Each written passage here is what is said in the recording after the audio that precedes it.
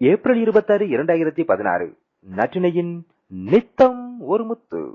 இன்றைய முத்தாக உதிர்கிறது doctor MS Udayamurthy அவர்கள் எழுதியுள்ள நம்புங்கள், நம்பிக்கையுடன் செயல்படுங்கள் என்ற கட்டுரையிலிருந்து சில பகுதிகள். ஒரு நாட்டின் சொத்து அதன் நிலவளம், நீர்வளம், கனிம வளம்தான். அத்துடன் என்று மக்களின் உழைப்பும் ஆர்வமும் முன்னேற்ற மனப்பான்மையும் லட்சிய நோக்கும் தொழில் திறமையும் பலன் காண முடியும் என்ற நம்பிக்கையுடன் ஈடுபடுகிறதோ அன்றுதான் நாட்டின் வளம் பெருகும், மக்களின் வாழ்க்கை தரம் உயரும், வாழ்வு என்ற மகிழ்ச்சிகரமான சூழ்நிலை எங்கும் பரவும். ஒரு எண்ணம் மனத்தில் எழுகிறது. அது கொஞ்சம் கொஞ்சமாக வலுப்பெற்று எப்போது நம்மை செயல்பட தூண்டுகிறதோ அப்போதுதான் அது பலன் தரும். எப்படிப்பட்ட எண்ணம் மனத்தில் இடம்பெற வேண்டும்? ஒரே ஒரு வார்த்தைதான், அது நம்பிக்கை. உங்களுக்குள்ளேயே அது என்னால் முடியும், நான் முயற்சிக்கப் போகிறேன் என்ற நம்பிக்கைதான் அது.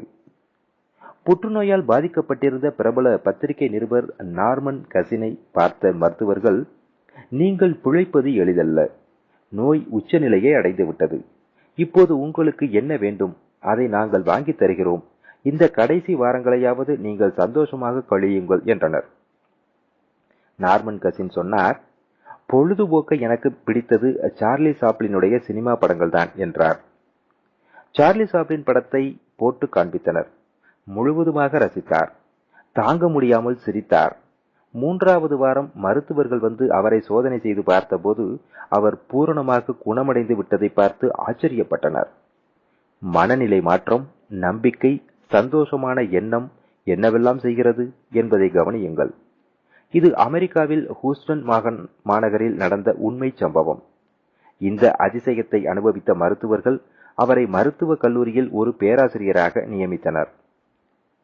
அமெரிக்காவில் இன்று கூட ஒரு பெண்மணி பலவித நோய்களுடன் வரும் மக்களை குணப்படுத்தி வருகிறார். அவர் கிறிஸ்துவ மதத்தைச் சேர்ந்தவர். நன்கு அலசி ஆராய்ந்து பைபிளை முழுவதுமாக படித்தவர். நோயுற்றவர்களை தேவாலயத்திற்குள் அழைத்துச் சென்று இயேசு கிறிஸ்துவின் சிலை எதிரில் ஓ எங்கள் பிரபுவே என்று ஆரம்பிப்பார். பின் விவரமாக, இப்படி இவர்கள் நோயுடன் வாடுகிறார்களே, நீர் ஒருவர்தானே இதையெல்லாம் நிவர்த்தி செய்ய முடியும், இப்படி கஷ்டப்படுகிறவர்களுக்கு உதவுங்கள் என்று பைபிள் வசனங்களை சொல்வார். இப்படி செய்து இதுவரை 20 நபர்களை நோய்களிலிருந்து காப்பாற்றியிருக்கிறார் என்றால் எத்தகைய நம்பிக்கை வேண்டுகோள் இதை மாற்றுகிறது என்பதை எண்ணி பாருங்கள். அதுதான் நம்பிக்கை. நம்பிக்கை. இதை ஒட்டி மற்றொரு செய்தியையும் சொல்ல வேண்டும். சமீபத்தில் ஒரு புத்தகம் படித்தேன். கடவுளுடன் நான் நடத்திய சம்பாஷணை என்பதுதான் அதன் தலைப்பு. இந்த புத்தகத்தை எழுதிய எழுத்தாளர் பல காலம் எழுதினார். பல விஷயங்களை பற்றியும் எழுதினார். ஒன்றும் வெளியாகவில்லை. மற்ற எந்த விதத்திலும் இது இவர் எழுத்து அவருக்கு வருமானத்தை கொடுக்கவில்லை. எனவே கடவுளே, நீங்கள் இருப்பது உண்மைதானா? உண்மையானால் என் கஷ்டங்களை எல்லாம் பார்த்து கொண்டுதானா இருக்கிறீர் என்று கேட்டு கடவுளுக்கு விவரமாக கடிதம் எழுதினார். பிறகு அசந்து போய் எழுதிய இடத்திலேயே உட்கார்ந்து விட்டார். நேரம் போனது தெரியவில்லை. அரை மணி நேரம் கழித்து அவர் பிடித்துக் கொண்டிருந்த பேனா எழுத ஆரம்பித்தது. அவர் கேட்ட கேள்விகளுக்கெல்லாம் பதில் வந்தது. இதன் முக்கியத்துவம் என்னவெனில், கடவுளிடம் பேச முடியும், அவர் வழிகாட்டுவார் என்பதை விவரமாக தனக்கு ஏற்பட்ட அனுபவம் அனைத்தையும் 8 கனமான புத்தகங்களாக எழுதியிருக்கிறார். இதில் 2வது புத்தகத்தில் ஓரிடத்தில் கடவுள் கூறுகிறார், நான் அவர்களுக்கு எப்படி உதவுவது, மக்கள் கடவுளை நம்புவதில்லை என்று அழுத்தம் திருத்தமாக சொல்கிறார். இது உண்மைதான் என்று நம் கண்முன் நடக்கும் நிகழ்ச்சிகளை பார்க்கும்போது தெரிகிறது. ஏனெனில் நாம் வேலை நிமித்தமாக ஏதேனும் கோயில் இருக்கும் வழியே செல்கிறோம் என்று வைத்துக் கொள்வோம். அதன் வழியே நடந்து செல்பவர்கள் கோயில் அருகில் நின்று கன்னத்தில் 2 போட்டுக்கொண்டு கண்களை மூடி வேண்டிக் கொண்டு நடந்து செல்வதை பார்க்கலாம்.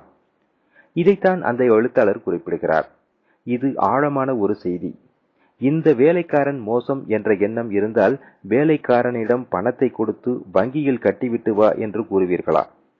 இந்த காரியம் நடக்காது என்று தீர்மானித்து விட்டால் கடவுளிடம் போய் முறையிடுவீர்களா? எல்லாம் எதில் முடிகிறது என்றால் நம்பிக்கை என்ற ஒரே வார்த்தைகள். நம்மீது நமக்கு நம்பிக்கை வேண்டும். பயப்பட வேண்டியதில்லை. கடவுள் பெரியவர்தான், எல்லாம் அறிந்தவர்தான், எல்லாம் வல்லவர்தான். அதற்காக அவர் நமக்கு எங்கே உதவப் போகிறார் என்று ஒரு நாளும் எண்ணி விடாதீர்கள். அவர் எல்லாவற்றையும் பார்த்து கொண்டுதான் இருக்கிறார். முதலில் உங்கள் மீது நீங்கள் நம்பிக்கை வையுங்கள்.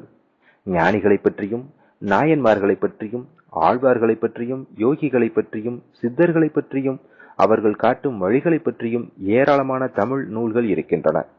இவர்கள் நம்மைப் போல் இந்த மண்ணில் வாழ்ந்தவர்கள். இவர்கள் மீது நம்பிக்கை வையுங்கள். நம்புங்கள். நம்பிக்கைதான் எல்லாம். உங்கள் மீது முடியும் என்ற நம்பிக்கையுடன் கைகூப்புங்கள். செயல்படுங்கள். எல்லாம் நல்லபடி நடக்கும்.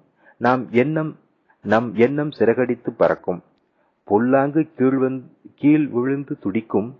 இந்த புவியில் புதிய யுகம் பிறக்கும் என்று ஸ்ரீ அரவிந்த அன்னை எழுதியிருக்கிறார். நன்றி, வணக்கம்.